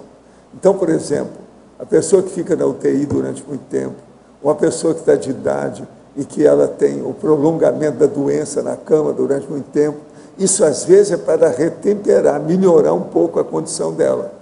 Entende? Mesmo que seja de idade. Às vezes ajuda muito a pessoa isso, esse período. Entende? É para ela, quando ela dessomar, estar mais aliviado o caso, porque senão vai para a baratosfera cheia desses assediadores, aquilo piora e vai demorar muito tempo a pessoa até se orientar direito e recuperar o equilíbrio. E, enquanto no intrafísico, o que o senhor sugere para auxiliar esse processo? Eu sugiro o arco voltaico. A pessoa que está com Alzheimer, você deve colocar o arco voltaico nela sempre que você puder. E outra coisa, deve fazer isso na hora que ela estiver dormindo na cama. Isso ajuda muito. Por quê? Porque o arco voltaico vai tirando as energias gravitantes negativas que estejam ali. Se tem assediador fora, se não é só a pessoa, aquelas energias é como se você desligasse as tomadas, os plugs. Você está cortando os plugs, sabe, dos assediadores. Sim, sim. Então a pessoa vai melhorando com o tempo. Mesmo que ela morrer daí a pouco, a dessoma vai ser melhor. Está entendendo? Entendi. Entendi. Obrigada. Valdo, tem algumas... Aqui na frente. Letra A. Algumas pessoas da minha família estão falando que não estou feliz com a religião, um é protestantismo, outro é espiritismo. E tem gente assim que já tinha decidido que ia largar espiritismo e tudo, e aí o pessoal convidou a pessoa para organizar um grupo, para ser líder lá dentro e tal, e aí a pessoa voltou atrás. Como é que eu posso ajudar aí nesse caso? Não, a gente já conversou. A pessoa, às vezes, ela gosta do poder. Tá. Ela readquiriu o poder. Você fala isso para ela, explica bem. Agora, o problema todo é de lógica e racionalidade. Pondera e dê exemplos para a pessoa. Exemplos seus, exemplos dos outros. Mostra os fatos para a pessoa. Se ela tem racionalidade, ela vai ouvir você. Agora, se não tem, é deixar para lá. É só o tempo que vai melhorar. Se uma pessoa ela não raciocina bem, não resolve, tem que deixar para lá. Quer dizer, se ela não quer raciocinar bem, porque muita gente não quer. Essa pessoa ela é bem inteligente. Tem gente que não quer fazer reciclagem nenhuma, ela não quer mudar. Ela quer permanecer naquele status quo dela e não quer mudar. Essa não tem jeito, o negócio é deixar para lá. Agora, ponderar, argumentar, mostrar os fatos, faz a pessoa, pelo menos, perder o sono, pensando. Isso vai ajudar, sempre ajuda. Obrigada. Uma outra coisa que é séria a gente fazer também é o seguinte, uma pessoa hoje já te dá o contra, mas mais tarde acontece algum quiprocó com ela não esqueceu aquilo, ela vai voltar naquilo que você ponderou com ela. Às vezes, 10 anos depois, a pessoa chega com a cara de tacho, uma cara de paisagem, entende? Essas coisas todas tem. Então, se você ponderar as coisas com calma, mostrar os fatos e parafatos da pessoa, ponderando, refletindo, com calma, com boa vontade, pode estar certo.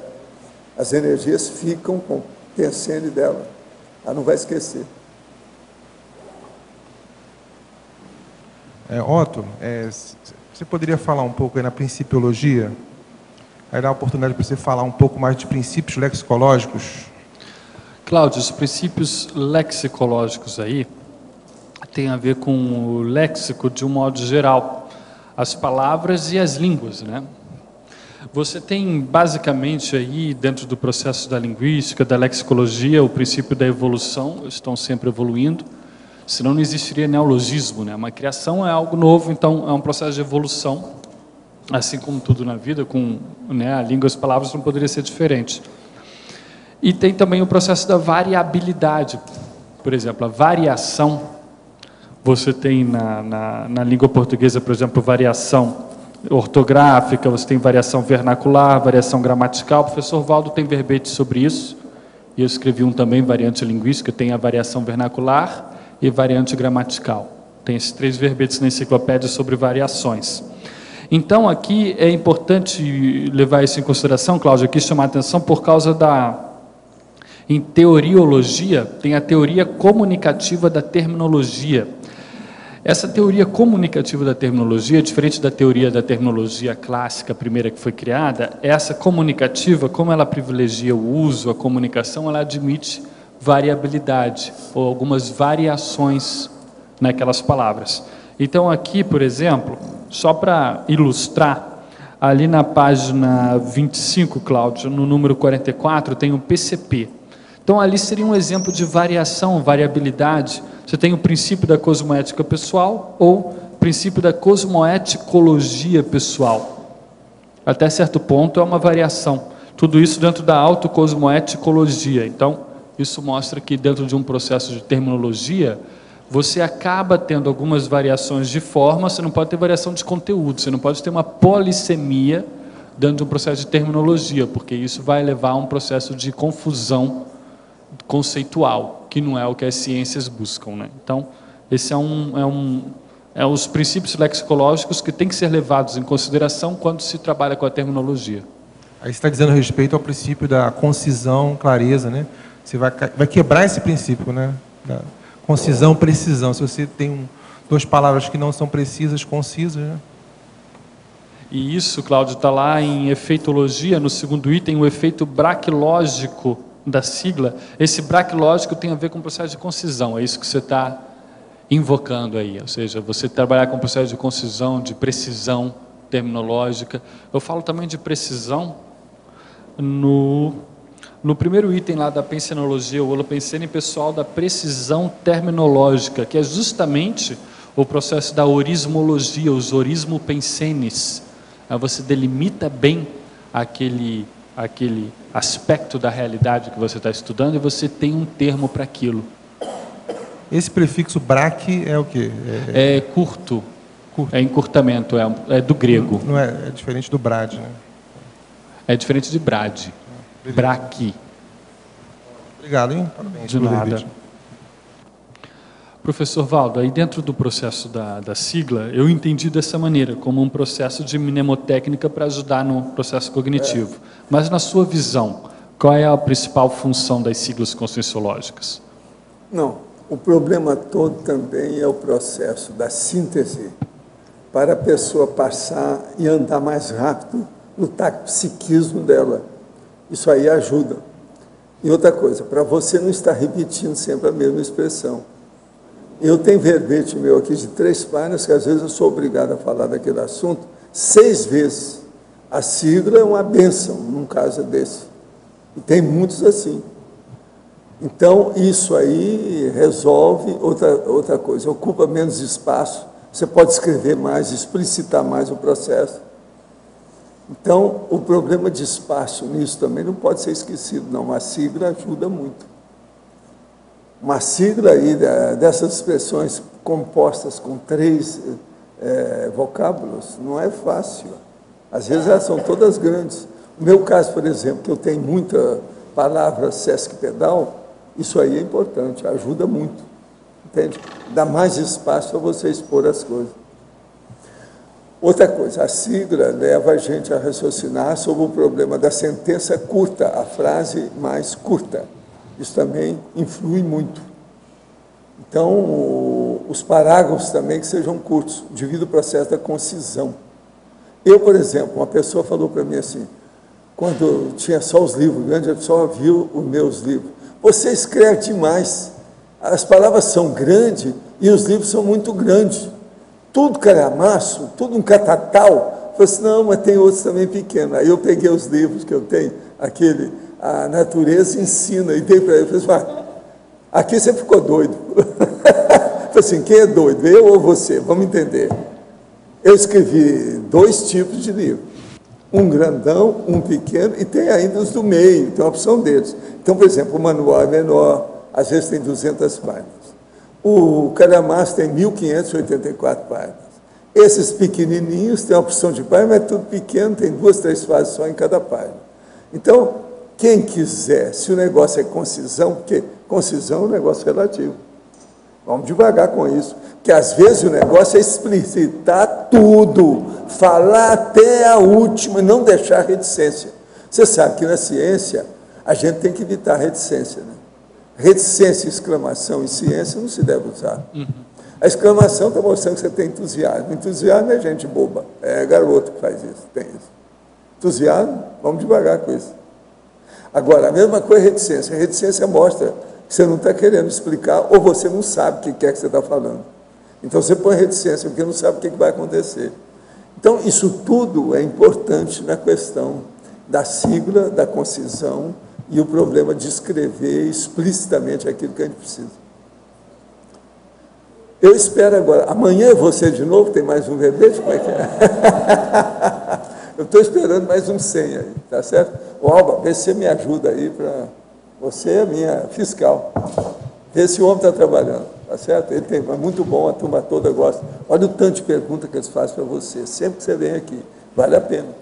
Muita gente precisa saber essas coisas suas, essa área de erudição, de polimatia, de idioma, que é o que eu chamo o alto polineuroléxico. Eu fui pouco a pouco até o povo entender isso, porque senão não dava. Outra coisa, no meu dicionário, às vezes tem palavras sesquipedais com 6. Esse aí tem 4. 6 lexemas, aquele negócio. 6. Você vai ver depois.